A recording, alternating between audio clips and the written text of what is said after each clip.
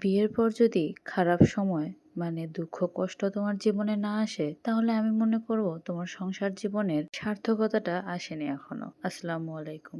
বাজারে গিয়েছিলাম পাঙ্গাস মাছ আনার জন্য। যেহেতু পাঙ্গাস মাছে কোনো কাঁটা নাই তাই আমার পাঙ্গাস মাছটা অনেক বেশি পছন্দের। আমার সঙ্গে আমার মেয়েরও। তো তারপর এই হাঙ্গরি মাছটা কিনে নিয়ে আসছি। কিন্তু দুঃখের বিষয় হলো আজকে বাজারে পাঙ্গাস মাছ ছিলই না। যেহেতু আমরা লেট করে গেছিলাম তাই এই হাঙ্গরি মাছটা পাইছিলাম। এই মাছটা যদিও কাটা থাকে না, মানে এই মাছটা আমার মজাই লাগে খাইতে, তারপর এই মাছটা কিনে নিয়ে আসছিলাম। এটা অনেক টাটকা মানে তাজা ছিল। মাছটা যখন কাটতেছিলাম আমি তখনও মাছটা নড়াচড়া করতেছিল। তো ভাবলাম কষানি করি। আমি যখন মাছ ভুনা করি বা কষানি করি পেঁয়াজ মরিচ সাথে দুই একটা মশলা হালকা একটু তেলের মধ্যে ভেজে নেই।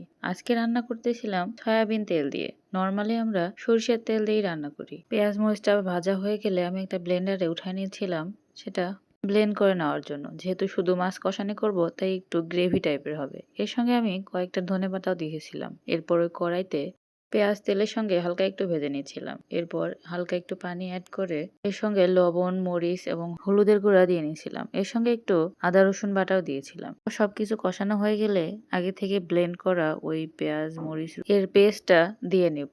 এরপর ভালোভাবে আবার মশলাটাকে কষিয়ে নেব। মশলাটা ভালোভাবে মিক্স করে তারপর কষাতে হবে। যখন একটু তেল উঠা উঠা ভাব হবে তখন এর মধ্যে দিয়ে দিব মাছ। মাছের মাথাটা কিন্তু বেশ বড় ছিল। ভিডিওর প্রথমে আপনাদের যা বলতেছিলাম যে মানুষের জীবনে বিশেষ করে বিয়ে হওয়ার পর মেয়েদের জীবনে একবার না একবার খারাপ সময় আসেই, মানে আপনাদের পার করতেই হবে। সেটা যে কোনো বিষয়ই হোক, মেয়েদের জীবনে সংসারে এরকম ওঠানামা আসতেই থাকে। যদি পার না করেই থাকেন তাহলে আমার মনে হয় না সেটা সংসার জীবন হলো, কারণ সংসার জীবনে সুখ দুঃখ দুটোই থাকে। মাছগুলো দেওয়ার পর আমি ঢেকে দিয়েছিলাম। একটু পর ঢাকনাটা খুলে আলতো হাতে মাছগুলো উল্টিয়ে দিব, যাতে মাছের দুপাশেই কষানির মশলাগুলো ভালোভাবে লেগে যায়। এরপর হালকা একটু পানি দিয়ে নিচ্ছিলাম, যেহেতু কষানিটা একটু শুকায় গেছিল। তারপর একটু আরেকবার ঢেকে দিয়ে কিছুক্ষণ পর ঢাকনা খুলে নেড়ে দিচ্ছিলাম। আর সবগুলো কিন্তু সাবধানে করতে হবে, মানে আলতো হাতে নেড়ে দিতে হবে। যেহেতু এই মাছগুলা বেশি নাড়াচাড়া করলে ভেঙে যাবে তাই হালকা হাতেই নেড়ে দিচ্ছিলাম। আমি তো কয়েকবার কড়াইয়ে দুই পাশে ধরে হালকা ঝেঁকে নিয়েছিলাম যাতে মাছটা নিচে লেগে না যায়।